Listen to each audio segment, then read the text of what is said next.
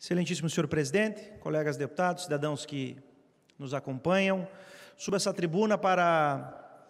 elogiar todo o processo de enfrentamento do radicalismo corporativo no Rio Grande do Sul, que findou, de fato, na tarde de ontem, com a sanção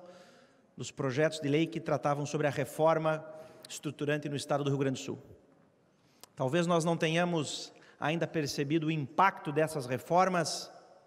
mas eu as considero como as reformas mais importantes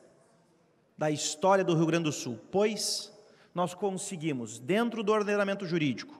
por meio do processo democrático, com muito diálogo,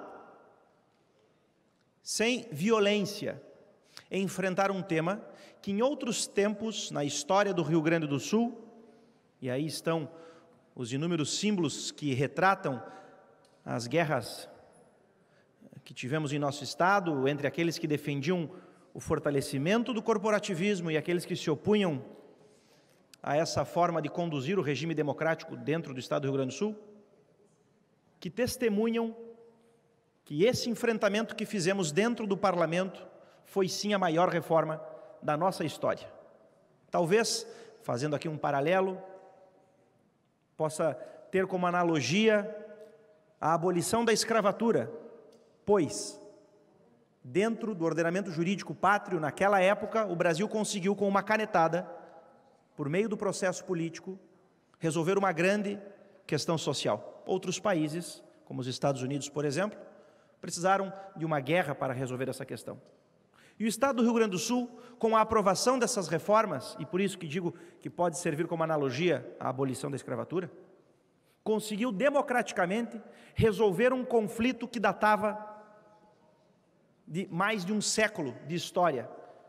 Se lembrarmos os confrontos entre federalistas e castilistas no final do século XIX,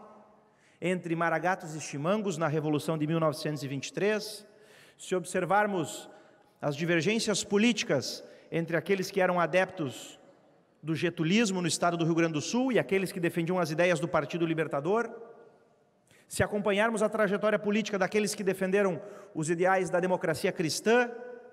no estado do Rio Grande do Sul, meados do século XX, e aqueles que defendiam uma linha política mais populista, cujos maiores expoentes foram o próprio Getúlio Vargas,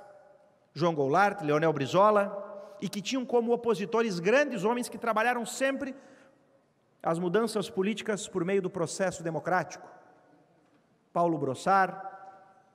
Raul Pila e, mais recentemente, muitos líderes do MDB, do PSDB e de tantos outros partidos que, ao invés de partirem para a mudança política por meio da revolução, da violência, do discurso populista e demagógico, que é muito fácil de ser pronunciado no Rio Grande do Sul, dada a influência da cultura ibérica em nosso estado e do voluntarismo místico que é próprio da cultura ibérica,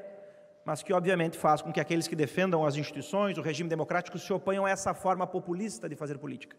que muitas vezes instrumentalizou as corporações, os interesses dos servidores, não para defender o servidor, não para defender o serviço público, não para defender o cidadão, mas para instrumentalizar essas categorias, fazendo delas um baluarte eleitoral para continuarem defendendo as suas demagogias e assim, por meio do voto,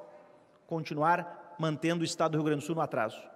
E com a aprovação dessas reformas, com a sanção dada ontem pelo governador Eduardo Leite, que é do PSDB, que é de um partido parlamentarista, que defende as mesmas ideias liberais